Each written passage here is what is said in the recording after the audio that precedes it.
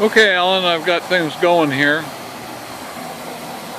My wood was a little wet, so it took me a while to get the boiler pressure up there. Dry wood is really important, I guess. I'd cut that tree down during the summer, so it was a little bit damp yet, that wood. So the pop-off valve, I checked it, it works good at about 100. It starts coming on about 90, 95 pounds, opening up. And the water's a little bit low right now on the sight glass, but normally, you know, up in here, mid-range is better. But it can run, you can run it all the way down as low as here. And then of course I've got my pumps, or your pump set up here. And it's got a 1-inch ram on it, really works well. This is the bleed-off valve here for airlock.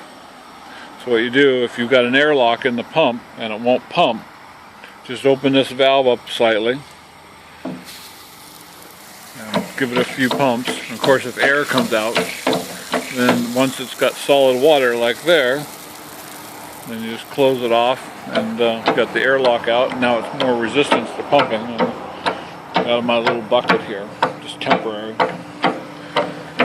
So that's working good. The whistle sounds great.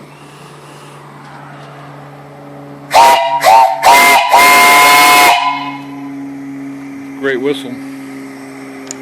Leaks a little bit, but that's normal with all these old whistles. They almost all leak. The blower's working really good. Blower's right here. Probably hear it. Sometimes if you put, when you put wood in it, it's nice to use the blower a little bit. But you don't need it now, of course. The tricoques, they're just on here. Don't really use them much, but they're supposed to be on all boilers. And again, the pop-off valve set at 100, you might be able to see it there. This is your engine out here, but you could put a T any place you want to, even over here, and you could have an engine out any place on it. Doesn't have to be, you don't have to use this one. Drain and fill right here, I've got a simple plug-in, like a garden hose plugs onto there. That works real good. And the gauge is good on this one. It says something on it. It was, tested okay in 1936. Wow, it's on pencil on there. Nice.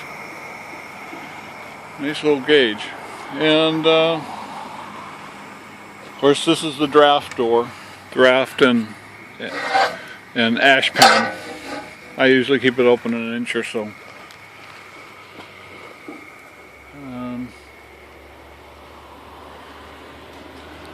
So when I get ready to ship it, I'll take the stack and I mount it to the side of the boiler and strap it on with bungee cords with packing all around it, so that it'll reduce the height of it. The gauge, the whistle, and anything else I want to take off of it, I'll wrap them up in bubble wrap and put them into the firebox for shipping. And that's about it. Oh, I was going to show you in here in the shop. I'm working on 2 engines. One of them at a time, 2 different ones, will run an alternator. So there's one there and this one. Got the crankshaft done for it. Here it is, right here. And the rods, the bearings, I gotta do the bearings next. So these are gonna run alternators. I will have them done in maybe 2 weeks, maybe a little bit longer. So, milling machine here, I do all my CNC work with, and all just general purposes. And this is a really nice lathe here. It's a Morisiki lathe. And this is bronze that I've got in here. I'm building the bearings for the crankshaft end. They'll go right in here. So and around the crankshaft. There's one partially built here. So, as you're coming along with those, there's another second op lathe over here, a little South Bend lathe, and a Bridgeport I use also for second operations. And I can do I can have two machines running at a time, either two mills or a mill and a lathe.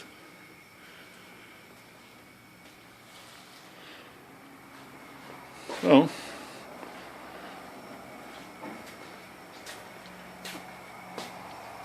that's about it.